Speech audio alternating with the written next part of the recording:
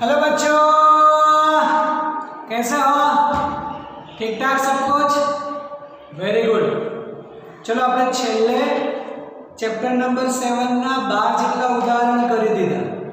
Okay, ચલો હવે ઉદાહરણ નંબર 13 થી 7.13 શું કીધું છે એમાં કે આપણે પ્રાથમિક સિદ્ધાંતોને આધારે જે એક સમીકરણ છે કોણીય વેગવાળો omega is equal to omega 0 plus alpha T એવું આપણે સાબિત કરવું છે પ્રાથમિક સિદ્ધાંતોના આધારે. તો પ્રાથમિક સિદ્ધાંતમાં જો આપણે કોણીય પ્રવેગ કહીએ તો કોણીય પ્રવેગનું સૂત્ર છે કે alpha is equal two D omega upon DT. ચલો એમાં આપણે ડી ઓમેગા ને કરતા બનાવીએ તો એ થશે આલ્ફા ડીટી. चलो હવે અહીંયા આવો કરીએ, બંને બાજુ સંકલન લઈએ, બંને બાજુ સંકલન લેતા. તો જો બંને બાજુ સંકલન લઈએ તો કહી શકાય કે સંકલનમાં d omega is equal two સંકલનમાં આલ્ફા dt. તો હવે સંકલનમાં d ઓમેગા નું સંકલન થશે ઓમેગા, બરાબર, અને આલ્ફા તો એનું જ અચળ. dt નું સંકલન તો dt નું સંકલન હંમેશા t થશે, કેમ કે આપણને ખબર છે કે સંકલનમાં dt એટલે t, સંકલનમાં dr હોય તો r, dx હોય તો x. હવે અહીંયા જ્યારે પણ અહીંયા કોઈ પણ લિમિટ ના આપેલી હોય જેને અનિયત સંકલન કહેવાય, તો અનિયત સંકલનની અંદર આપણે એક અચળાંક મૂકવો પડે. તો ફિઝિક્સની અંદર ફેસિલિટી છે કે જ્યારે અચળાંકની જરૂર પડશે ત્યારે મૂકવાનો, દરેક સંકલનમાં આપણે મૂકતા નથી. અહીંયા યાદ રાખવાનું એક આપણે અચળાંક મૂકવો પડે તો +c કહેવાનું, અને જ્યાં કહેવાનું c એ શું છે, કોઈ પણ અચળાંક. તો હવે c ની આપણે કિંમત જોઈએ છે, કેવું કહી શકાય કે જ્યારે t = 0 હોય ત્યારે જે કોણીય વેગ છે એનો પ્રારંભિક કોણીય વેગ ઓમેગા 0 કહી શકાય. એટલે t = 0 મૂકીએ એટલે આ 0, ઓમેગા ની જગ્યાએ ઓમેગા 0 મૂકીએ મતલબ આપણે c ની કિંમત મળી ઓમેગા 0. ખબર પડી? જ્યારે t = 0 હોય ત્યારે ઓમેગા 0, તો ઓમેગા ની જગ્યાએ ઓમેગા 0 મૂકીએ, t 0 મૂકીએ એટલે ફક્ત c = ઓમેગા 0 થયું. તો હવે સમીકરણ શું થયું? Omega = alpha t plus omega 0 એટલે શું કહી શકાય? Omega = omega 0 plus alpha t. બસ આ તો સમીકરણ છે જે પ્રાથમિક સિદ્ધાંતોને આધારે આપણે સાબિત કરીએ છીએ. ઓકે, ચલો નંબર 14 શું કીધું છે? 14 ની અંદર બસ એનો જ એક્ઝામ્પલ છે કે મોટર ગાડીના પૈડાની કોણીય ઝડપ આપેલી છે 16 સેકન્ડમાં 1200 rpm થી 3120 rpm સુધી વધે છે. તો એનો પ્રવેગ જોઈએ છે અને આ દરમિયાન તેણે કેટલા પરિભ્રમણ કરેલા હશે. હવે જ્યારે પણ આપણને rpm એટલે કહેવાય રોટેશન પર મિનિટ, ઓમેગા હંમેશા એકમ હોય રેડિયન પર સેકન્ડ. તો જે rpm છે રોટેશન પર મિનિટ, એને આપણે રેડિયન પર સેકન્ડમાં કન્વર્ટ કરવું પડે. સોરી, તો અહીંયા આપણને સમયગાળો આપેલો છે 16 સેકન્ડ, કે 16 સેકન્ડની અંદર પ્રારંભિક જો આપણે ઓમેગા 0 કહીએ તો એ કેટલો છે? 1200 rpm કીધું છે આપણે, જેને કહેવાય રોટેશન પર મિનિટ. જેને કન્વર્ટ કરવું છે આપણે રેડિયન પર સેકન્ડની અંદર. તો હંમેશા જ્યારે પણ આપણે rpm રોટેશન પર મિનિટને આપણે રેડિયન પર સેકન્ડ કરવું હોય તો એક રોટેશન જો આપણે ગણીએ તો એક પરિભ્રમણમાં તેનું કોણીય સ્થાનાંતર 2π જેટલું હોય. એટલે કે અહીંયા આપણે 2π વડે ગુણવા પડે, અને પર મિનિટ છે તો નીચે મિનિટને સેકન્ડમાં કન્વર્ટ કરવા માટે 60 વડે ગુણવા પડે, પણ અહીંયા નીચે મિનિટ છે એટલે આપણે 60 વડે ભાગવા પડશે, જેને કહેવાય રેડિયન પર સેકન્ડ. આ રોટેશન પર મિનિટ છે એને રેડિયન પર સેકન્ડ કરવા માટે 2π વડે ગુણવાનું અને 60 વડે ભાગી દેવાનું. હવે આ કેટલું મળશે? તો આ એક 0 કેન્સલ થઈ જશે. ઓકે, ચલો આ જે છે એ 20 થશે, એનો મતલબ 40π રેડિયન પર સેકન્ડ. અને એમાંથી વધીને કેટલું થાય છે? 3120. તો આ પ્રારંભિક, તો અંતિમ કેટલું? તો 3120 rpm, જેને કહેવાય 3120 ગુણ્યા 2π/60 રેડિયન પર સેકન્ડ. તો કરો આની કેલ્ક્યુલેશન. આની જો કેલ્ક્યુલેશન કરશો તો એ મળશે 104π રેડિયન પર સેકન્ડ. આ કેલ્ક્યુલેશન કરવાનું. તો ઓમેગા 0 અને ઓમેગા બંને થયા. હવે આપણે જોઈએ છે તેનો નિયમિત કોણીય પ્રવેગ. તો નિયમિત કોણીય પ્રવેગ માટે આપણી પાસે સમીકરણ છે ઓમેગા ઓમેગા 0 આલ્ફા ટી પરથી આલ્ફા ને જો કરતા બનાવી દઈએ તો આ થશે ઓમેગા ઓમેગા 0 ટી. ઓમેગા કેટલું? 104 પાઈ. ઓમેગા 0 કેટલું? 40 પાઈ. અને સમયગાળો તો 16 સેકન્ડ આપેલો જ છે. તો કરો એની કેલ્ક્યુલેશન કરશો, આખી કેલ્ક્યુલેશન કરશો એટલે 4π વધશે રેડિયન પર સેકન્ડ સ્ક્વેર. આની કેલ્ક્યુલેશન જાતે કરવાની. ચલો હવે જોઈએ છે આ દરમિયાન તેણે કેટલા પરિભ્રમણ કરેલા હશે. જો એક પરિભ્રમણ હોય તો 2π જેટલું તેનું કોણીય સ્થાનાંતર હોય. એનો મતલબ આપણને કોણીય સ્થાનાંતર મળી જશે તો પરિભ્રમણની સંખ્યા પણ મળે. તો હવે કરીએ તેનું કોણીય સ્થાનાંતર.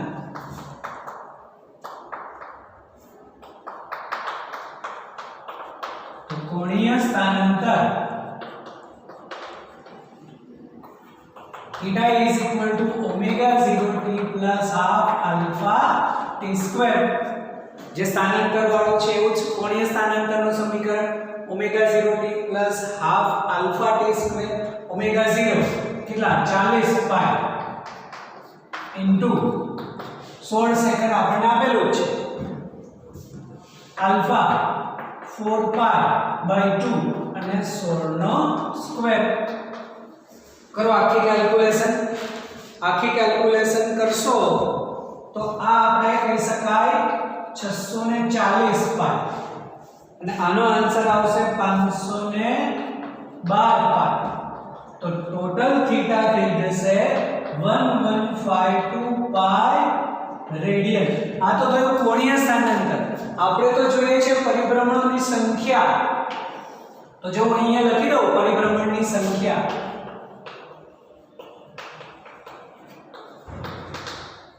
તો પરિભ્રમણની સંખ્યા જો આપણે એક પરિભ્રમણ કરીએ તો 2π જેટલું કોણીય સ્થાનાંતર થાય.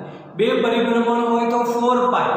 એનો મતલબ કે જેટલું કોણીય સ્થાનાંતર છે એને 2π વડે ભાગી દઈએ તો આપણને મળે પરિભ્રમણની સંખ્યા. એનો મતલબ કોણીય સ્થાનાંતરને 2π વડે ભાગો એટલે પરિભ્રમણની સંખ્યા મળે. મતલબ θ/2π કહી શકાય. એટલે કે 1152π/2π.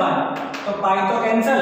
1152 ડિવાઇડેડ બાય 2 576 થશે. તો પરિભ્રમણની સંખ્યા થશે 576. ઓકે, એટલે આ સ્વરૂપે કરી શકાય. ચલો નેક્સ્ટ નંબર 15 જુઓ. આગળ વિડિયો પોઝ કરીને લખી લેવાનો આન્સર. ચલો હવે નંબર 15 માં શું કીધું છે વાંચો એનો ક્વેશ્ચન કે 15 નંબરમાં છે શું. એ પણ આપણને કંઈક આ પ્રમાણે જ છે જેનું કંઈક સોલ્યુશન આપણે કરવાનું છે. જુઓ નંબર 15 ની અંદર અવગણ્ય દ્રવ્યમાનની એક દોરીને 20 કિલોગ્રામ દળ અને 20 સેન્ટીમીટર ત્રિજ્યા ધરાવતા ફ્લાયવ્હીલની કોર પર વીંટાળેલ છે. એટલે કે ફ્લાયવ્હીલ એક પ્રકારનું તકતી કહી શકાય એના ઉપર વીંટાળેલ છે, જે આકૃતિમાં પણ કંઈક દર્શાવેલ છે. 25 ન્યૂટનના બળથી ખેંચવામાં આવે છે. તો એનો કોણીય પ્રવેગ જોઈએ છે. એ 2 મીટર ખુલે ત્યાં સુધીમાં એનું કાર્ય કેટલું થશે અને તેની ગતિ ઉર્જા, તો વ્હીલની ગતિ ઉર્જા એટલે ચાક ગતિ ઉર્જા કહેવાની. એ ચાક ગતિ ઉર્જા કેટલી થશે અને પછી આ બી અને સી ના આન્સર આપણે કમ્પેર કરવાના કીધા છે. તો ચલો અહીંયા આપણને કંઈક આકૃતિ આપેલી છે, આકૃતિ દોરી લો. આ કોઈ પણ આપણે ફ્લાયવ્હીલ કહીએ અને તેના પર દોરી વીંટાળેલી છે. આ એની ત્રિજ્યા આપણે કહીએ r. એના પર દોરી વીંટાળેલી છે અને પછી એને આપણે ખોલવાની છે. કેટલા બળથી? F = 25 ન્યૂટનના બળથી એને આપણે ખોલીએ ત્યારે 2 મીટર ખુલે ત્યારે તેનું કાર્ય કેટલું હશે? તો હવે અહીંયા એનું દળ આપણને આપેલું છે 20 કિલોગ્રામ અને એની જો ત્રિજ્યા કહીએ તો 20 સેન્ટીમીટર આપેલી છે. એનો મતલબ એ થશે 0.2 મીટર. તો એની ત્રિજ્યા થશે અને બળ તો આપેલું છે 25 ન્યૂટન જે દર્શાવેલું છે. ચલો હવે આપણે જોઈએ છે તેનો કોણીય પ્રવેગ. તો કોણીય પ્રવેગ માટે બળ છે એનું અંતર છે તો પહેલા ટોર્ક કહી શકાય. તો ટોર્ક થી શરૂઆત કરીએ આપણે.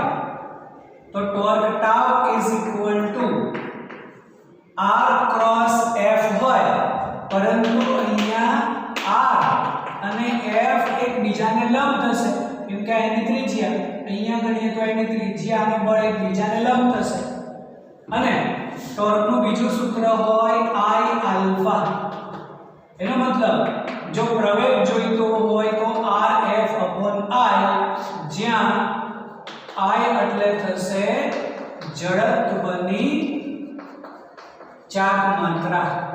તો પહેલા હવે આપણે જડત્વની ચાક માત્રા કરવી પડશે. તો કહી શકાય કે હવે જે આપણે કીધું છે ફ્લાયવ્હીલ ની જડત્વની ચાક માત્રા. તો ફ્લાયવ્હીલ મતલબ આપણે કહીએ કે તકતી. તો તકતીની જડત્વની ચાક માત્રા હોય mr²/2. તો દળ આપેલું છે કેટલું? 20. r² મતલબ 0.2 બે વખત /2. /2 કરીએ તો આ 10 થઈ જશે. 10 × 0.04 મતલબ એ થશે 0.4 kg m². આ જડત્વની ચાક માત્રા થઈ. તો હવે આપણને કોણીય પ્રવેગ મળશે કે એનો કોણીય પ્રવેગ કેટલો થશે? તો કોણીય પ્રવેગ આલ્ફા = Rf/I. ત્રિજ્યા કેટલી? 0.2. f કેટલું? 25 ન્યૂટન. અને જડત્વની ચાક માત્રા કેટલી? 0.4. તો અહીંયા આ પોઈન્ટ તો કેન્સલ થઈ જશે. આ કરીએ તો નીચે 2 25/2 12.5 રેડિયન/સેકન્ડ². આ થશે તેનો કોણીય પ્રવેગ 12.5 રેડિયન/સેકન્ડ². ચલો આ a નો આન્સર આપણને મળે છે. અહીંયા આપણે કહીએ કે આ a ની આપણે શરૂઆત કરેલી છે. ચલો હવે b માટે શું કીધું છે કે 2 મીટર ખુલે ત્યાં સુધીમાં તેનું કાર્ય કેટલું થશે? તો 2 મીટર ખુલશે, 25 ન્યૂટન બળ છે, બળ ગુણ્યા સ્થાનાંતર કાર્ય થઈ શકે. તો એવું કહી શકાય કે 2 મીટર ખુલે ત્યારે થતું કાર્ય W = બળ ગુણ્યા સ્થાનાંતર. આ 25 ન્યૂટન, આ 2, તો 50 જૂલ જેટલું કાર્ય કહી શકાય. ઓકે, ચલો હવે એ સુધીમાં આપણે તેની ગતિ ઉર્જા મતલબ હવે કરવાની છે આપણે તેની ચાક ગતિ ઉર્જા. તો ચાક ગતિ ઉર્જા હંમેશા I ω² એટલે કે હાફ I ω². જડત્વની ચાક માત્રા તો મળે જ છે આપણને. ફક્ત હવે બાકી રહેશે આપણો ઓમેગા. ઓમેગા જો મળી જશે, જ્યારે પણ અહીંયા બળથી આપણે એને ખોલીએ તો એની કઈ ચાક ગતિ એટલે કે એનો કોણીય વેગ હશે, કોણીય વેગ મળે તો આપણને તેની ચાક ગતિ ઊર્જા મળી શકે. તો આપણે અહીંયા કહીએ કે એની ચાક ગતિ ઊર્જા, તો ચાક ગતિ ઊર્જા હોય હંમેશા ½ I ω². ફક્ત હવે ઓમેગા બાકી છે, ઓમેગા મળશે એટલે ચાક ગતિ ઊર્જા મળી જશે. અને એ ઓમેગા માટે હવે આપણે એ શરૂઆતમાં તો સ્થિર કીધું છે આપણને, આથી પ્રારંભિક કોણીય વેગ તો 0 થશે. તો કહી શકાય કે હવે ω² -ω02 2α θ આવું કંઈક આપણી પાસે સમીકરણ છે જેમાં કોણીય વેગ પણ આપણી પાસે છે. અહીં ω0 0 મતલબ ω² 2α θ. આલ્ફા છે ફક્ત થીટા બાકી છે. તો થીટા માટે તો આપણને કીધું છે કે કેટલું ખુલે છે, 2 મીટર જેટલું ખુલે છે. તો એ દરમિયાન તેણે કોણીય સ્થાનાંતર કેટલું કરેલું હશે? તો કહી શકાય કે અહીં થીટા લેવા માટે એ જેટલું ખુલશે ડિવાઇડેડ બાય એની ત્રિજ્યા, એટલે કે દોરીની લંબાઈ ડિવાઇડેડ બાય ફ્લાયવ્હીલની ત્રિજ્યા એ એનું હંમેશા કોણીય સ્થાનાંતર થશે. એનો મતલબ 2 મીટર જેટલું ખુલે છે અને ડિવાઇડેડ બાય 0.2 મતલબ એ થઈ જશે 10 રેડિયન. તો 10 રેડિયન જેટલું કોણીય સ્થાનાંતર કહી શકાય. બસ તો હવે અહીંયા ω² મળી જશે. ω² કરીએ એટલે આપણને ચાક ગતિ ઊર્જા મળી જશે. તો ω² કેટલો મળશે? 2α θ 2 * 12.5 અને થીટા આપણા માટે થયો 10. ઓકે, તો આ થઈ જશે 125 અને * 2 એટલે 250. ω² જ મળે છે આપણને 250. તો હવે જો ચાક ગતિ ઊર્જા કેવું હોય તો અહીંયા જો લખી કાઢ્યું ચાક ગતિ ઊર્જા. તો ચાક ગતિ ઊર્જા = ½ I ω². I 0.4/2 * 250. ઓકે, તો આ થઈ જશે 0.2 * 250 मतलब एक 0 कैंसल ना થઈ જશે 50 જૂલ. તો કાર્ય પણ આપણને 50 જૂલ મળે છે અને ચાક ગતિ ઊર્જા પણ 50 જૂલ છે, જેમાં પ્રારંભિક 0 છે. આથી એવું કહી શકાય કાર્ય ઊર્જા પ્રમેય મુજબ જેટલું પણ કાર્ય થશે એટલી જ આપણને ગતિ ઊર્જા થશે. આમ બંનેને જો કમ્પેર કરવા હોય તો કહી શકાય કે કાર્ય ઊર્જા પ્રમેય મુજબ છેલ્લે લાસ્ટમાં ઇક્વેશન લખી દેવાનું. કાર્ય ઊર્જા પ્રમેય મુજબ W = Δk. કાર્ય એટલે ગતિ ઊર્જાના ફેરફાર જેટલું હોય તો એ ચાક ગતિમાં પણ લાગુ પાડી શકાય, જે 6 ચેપ્ટરની અંદર આપણે ભણી ગયા કાર્ય ઊર્જા પ્રમેય. ઓકે, ચલો હવે નંબર 16.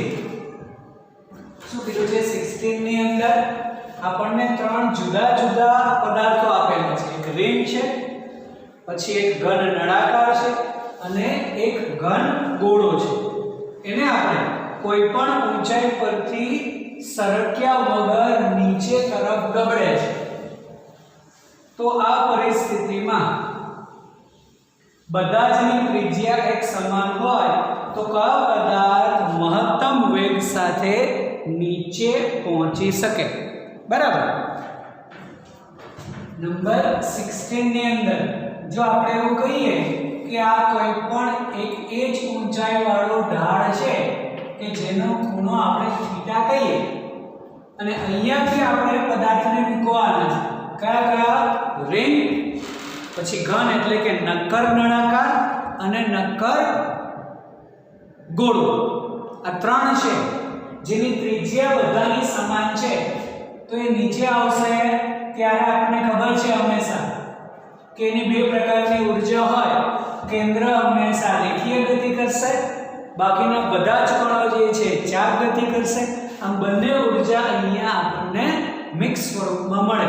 અને એ ઊર્જા ક્યાંથી? તો કે એમાં રહેલી તેની સ્થિતિ ઊર્જા એટલે ઊંચાઈને અનુરૂપ સ્થિતિ ઊર્જાનું ગતિ ઊર્જામાં રૂપાંતર થશે તો એવું કહી શકાય કે ઊર્જા સંરક્ષણના નિયમ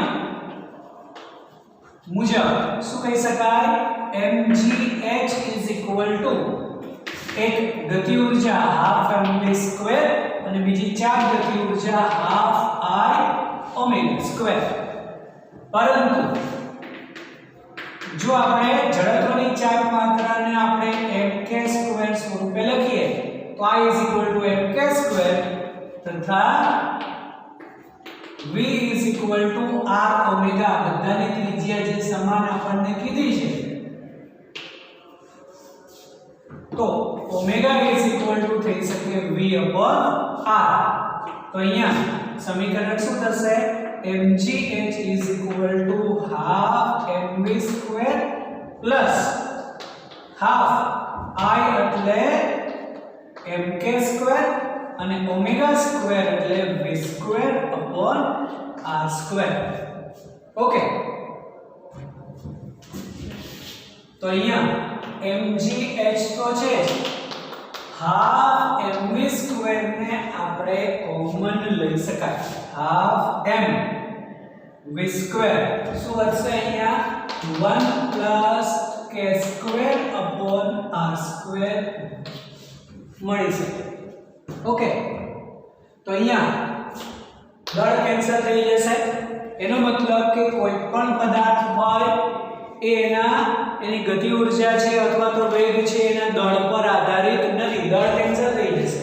ઓકે v² એનો વેગ આપણે જોઈએ છે એને કરતા બનાવીએ તો આ થશે 2gh 1 k² r²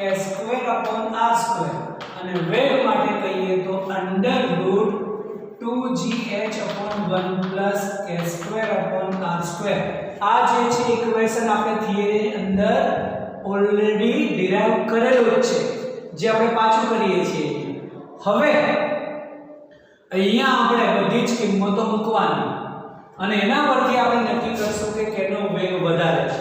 તો હવે આપણે કહીએ પહેલા રિંગ માટે તો રિંગ માટે જડત્વની ચાક માત્રા હોય mr². ઓકે અને ઇઝ ઇક્વલ ટુ જ હોય mk². એનો મતલબ m કેન્સલ k² r². જો k² r² કરીએ તો 1 થઈ જશે 1 + 1 2 આ 2 કેન્સલ તો વેગ થશે એના માટે √gh આ રિંગ માટે મળે છે. ચલો હવે આપણે કહીએ નક્કર નળાકાર માટે. તો નક્કર નળાકાર મતલબ એક પ્રકારની તકતી તો તકતીની જડત્વની ચાક માત્રા હોય mr²/2 અને એક થશે mk².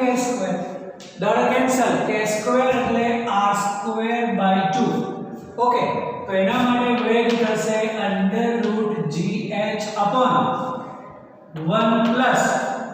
k² ની જગ્યા પર જો આપણે મૂકી દઈએ r²/2 તો r² કેન્સલ થશે ફક્ત 1/2 તો 1 + 1/2 3/2 એનો મતલબ 2gh/3 આ થશે નક્કર નળાકાર માટેનો વેગ.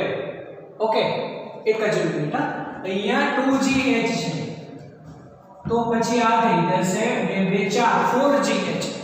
બરાબર લખવામાં ભૂલ થઈ કે વેગ છે 2gh/1 k² r². તો 2 તો છે હવે અહીંયા આપણે કરીએ તો 3/2 2 ઉપર જશે એટલે 4gh/3 આ નક્કર નળાકાર માટે. ચલો એ જ રીતે હવે આપણે કહીએ નક્કર ગોળા માટે. તો નક્કર ગોળાની જડત્વની ચાક માત્રા છે 2/5 mr². 2/5 mr² mk². તો દળ કેન્સલ વેગ થશે √2gh/1 k² r². k² ની કિંમત આપણે 2/5 r² મૂકીએ તો r² કેન્સલ થઈ જશે ફક્ત રહેશે 2/5 એનો મતલબ અહીંયા આપણે 5 નો લસા લઈએ તો નીચે 7 અને 5 ઉપર લઈ જઈએ તો 10gh/7 થશે. ચલો બધામાં કયો વેગ વધારે થશે? આ અંદર gh વધારે કહેવાય કે 4gh/3 કે પછી 10gh/7? આ વધારે થશે. મતલબ નક્કર ગોળાનો વેગ સૌથી વધારે હશે અને સૌથી ઓછો રિંગ માટે કહી શકાય. બરાબર છે. એટલે નીચે લખવાનું એક સેન્ટેન્સ જાતે હવે કે આ જે આપણે v1 ગણીએ આને v2 કહીએ અને આને v3 કહીએ તો v1 v2 અને v3 પરથી કહી શકાય કે નક્કર ગોળાનો વેગ સૌથી વધારે અને રિંગનો વેગ સૌથી ઓછો હોય. આ જ પ્રમાણે જો આપણને ચાકગતિ ઊર્જા કીધી હોય તો ચાકગતિ ઊર્જા પણ જેનો વેગ વધારે એની ચાકગતિ ઊર્જા વધારે હશે. એ પ્રમાણે પણ આપણે આન્સર એનો કહી શકાય. સમજાય છે? તો આપણા બધા જ અહીંયા ઉદાહરણ પૂરા થાય છે. ચલો હવે એક્સરસાઇઝમાં આપણે જોઈએ. તો એક્સરસાઇઝ આપણે સ્ટાર્ટ કરીએ. શરૂઆતમાં એકદમ ઈઝી છે. આમ તો આ ચેપ્ટર આખો ઈઝી છે. બસ સદિશ જ્યાં પણ આવશે સદિશ ગુણાકાર હોય ત્યારે એની અંદર થોડું ધ્યાન રાખવું પડશે. બાકી આ ચેપ્ટર એકદમ ઈઝી છે. એના દાખલાઓ પણ ખૂબ જ ઈઝી છે. જુઓ એક્સરસાઇઝમાં જો આપણે હવે ફર્સ્ટ નંબર કહીએ શું કીધું છે એમાં? સ્વાધ્યાયનું પહેલું એક સમાન દળ ધરાવતા ગોળા નળાકાર રિંગ કે સમઘન દરેક પદાર્થના દ્રવ્યમાન કેન્દ્રનું સ્થાન જણાવો. શું આ દ્રવ્યમાન કેન્દ્ર પદાર્થની અંદર જ હોય તે જરૂરી છે? તો હવે ગોળા માટે કહી શકાય કે તેનું દ્રવ્યમાન કેન્દ્ર તેના ભૌમિતિક કેન્દ્ર પર હોય. નળાકાર માટે કહી શકાય કે તેનું દ્રવ્યમાન કેન્દ્ર તેના ભૌમિતિક કેન્દ્ર પર હોય. રિંગ માટે કહી શકાય કે તેના કેન્દ્ર પર હોય. સમઘન માટે કહી શકાય કે એના કેન્દ્ર પર હોય. આમ દરેકનું દ્રવ્યમાન કેન્દ્ર જે છે એના કેન્દ્ર પર હોય તેવું લખવાનું. અને હવે જે આપણે કહીએ છીએ કે દરેકનું દ્રવ્યમાન કેન્દ્ર પદાર્થની અંદર હોય તે જરૂરી નથી, કારણ કે રિંગ અને જો આપણે પોલો સમઘન કહીએ કે પોલો ગોળો કહીએ તો રિંગનું દ્રવ્યમાન કેન્દ્ર તેના કેન્દ્ર પર હોય પરંતુ પદાર્થની બહાર. કેમ કે રિંગ માટે આ પ્રમાણે કહી શકાય. રિંગ એટલે તમે જે હાથમાં રિંગ પહેરી છે વીટી પહેરી છે એ જ તો દ્રવ્ય તો અહીંયા છે, પદાર્થ દ્રવ્યમાન કેન્દ્ર તો અહીંયા હશે. આમ પદાર્થનું દ્રવ્યમાન કેન્દ્ર જે છે પદાર્થની અંદર જ હોય તે જરૂરી નથી. રિંગ માટે પદાર્થની બહાર હોય. જો પોલો ગોળો હોય તો પદાર્થની બહાર હોય. સમઘન છે તો એ પણ પદાર્થની બહાર હોય, જેનું આપણે ડિસ્કશન કરેલું છે ઓલરેડી. ચલો નંબર 2 શું કીધું છે આપણને? સેકન્ડ નંબરમાં HCl અણુ આપણને આપેલો છે અને બંને ન્યુક્લિયસ વચ્ચેનું અંતર કીધું છે. એંગસ્ટ્રોમ છે 1 એંગસ્ટ્રોમ એટલે 10⁻10 મીટર તો ખબર જ છે. અને ક્લોરીનનો અણુ હાઇડ્રોજનના અણુથી લગભગ 35.5 ગણો દળદાર છે. તો દ્રવ્યમાન કેન્દ્ર જે છે એ કયા સ્થાન પર હશે? તો ચલો HCl માટે આપણે કહીએ તો અહીંયા આ H કહીએ તો અહીંયા Cl હોય. આ બંને વચ્ચેનું અંતર આપણને કીધું છે કેટલું? 1.27 10⁻10 મીટર. એંગસ્ટ્રોમમાં રાખો તો પણ ચાલે. તો છેલ્લો આન્સર આપણને એંગસ્ટ્રોમમાં મળશે. તો કોઈ જ ફરક પડતો નથી. હવે હાઇડ્રોજનનું દળ જો આપણે mh ગણીએ, mh એટલે હાઇડ્રોજનનું દળ, તો પછી જો આપણે ક્લોરીન માટે કહીએ તો કહી શકાય 35.5 mh હાઇડ્રોજન કરતા આટલા ગણો છે. ઓકે, હવે આનું દ્રવ્યમાન કેન્દ્ર તો આપણને ખબર છે કે બે જ્યારે પણ અણુ હોય એટલે કે પરમાણુ હોય તો એને જોડતી રેખાના કોઈપણ બિંદુ પર તેનું દ્રવ્યમાન કેન્દ્ર હોય અને હંમેશા દ્રવ્યમાન કેન્દ્ર જે પદાર્થનું દળ વધારે છે તેની નજીક હોય. તો દ્રવ્યમાન કેન્દ્ર ક્યાંક અહીંયા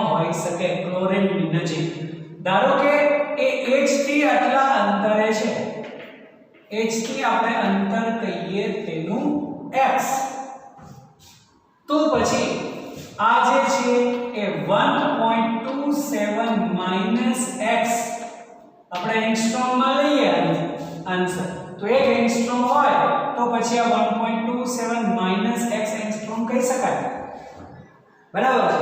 અને સરળતા માટે આપણે એવું કરીએ કે આ જે છે એને આપણે ઉદ્ગમ બિંદુ પર લઈએ, એનો મતલબ કે h નું જે અંતર છે એ 0 થઈ જશે।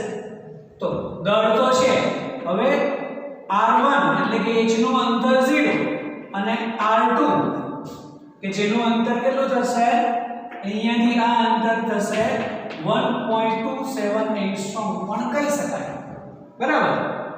તો બસ હવે આપણે જોઈએ છે RCM દ્રવ્યમાન કેન્દ્રની વ્યાખ્યા મુજબ શું કહી શકાય, m1 r1 m2 r2 m1 m2।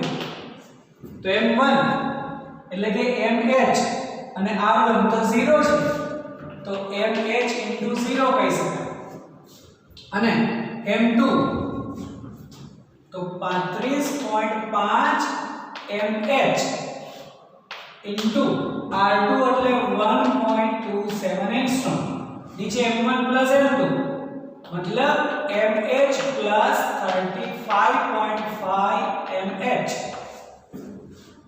तो नीचे तो થઈ જશે 36.5 mh, mh કેન્સલ થઈ જશે, તો 35.5 into 1.27 બરાબર। તો બસ હવે આનો ગુણાકાર અને એનો ભાગાકાર 36.5 સાથે કરો, એનો આન્સર લગભગ મળશે 1.235 એંગસ્ટ્રોમ। ક્યાંથી, h થી, તો કહી શકાય કે જે h થી અંતર છે, ઓકે। તો 1.27 જેટલું ટોટલ છે, એમાંથી 1.23 જેટલા અંતર એટલે લગભગ અહીંયા કહી શકાય। તો હવે જો આપણે ક્લોરીન થી અંતર જોઈતું હોય તો 1.27 માંથી 1.235 માઈનસ કરો તો ક્લોરીન થી પણ અંતર મળી શકે, ઓકે। સમજાય છે? હંમેશા આપણે કોઈ પણ એક રેફરન્સ તરીકે લઈએ તો આનું અંતર 0 થઈ જશે, તો બાકીનું અંતર જે ટોટલ છે એ જ, બસ પછી દ્રવ્યમાન કેન્દ્રની વ્યાખ્યા મૂકો, આપણને તેનું અંતર મળી જશે। ચલો હવે નંબર 3 શું કીધું છે 7.3 ની અંદર, તો કીધું છે કે એક લાંબી ટ્રોલીમાં સ્થિર છે, લાંબી ટ્રોલીમાં એક બાળક બેઠો છે, લીસી સપાટી પર નિયમિત વેગથી આગળ વધે છે, બાળક ટ્રોલી પર ઊભો થઈ અને દોડે છે, તો તંત્રના દ્રવ્યમાન કેન્દ્રની ઝડપ કેટલી?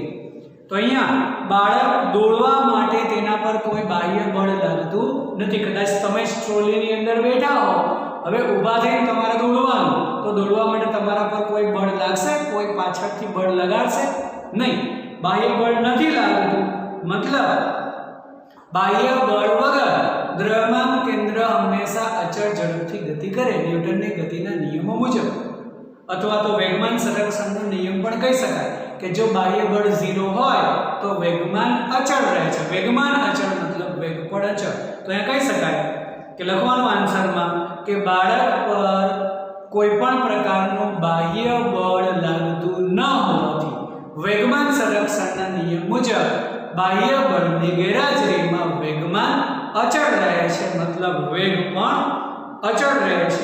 આમ દ્રવ્યમાન કેન્દ્રના વેગ બદલાતો નથી, જેટલો છે એટલો જ રહેશે, ઓકે। એટલે સુધી કરવાના, નેક્સ્ટ ટાઈમમાં આપણે 4 થી સ્ટાર્ટ કરીશું।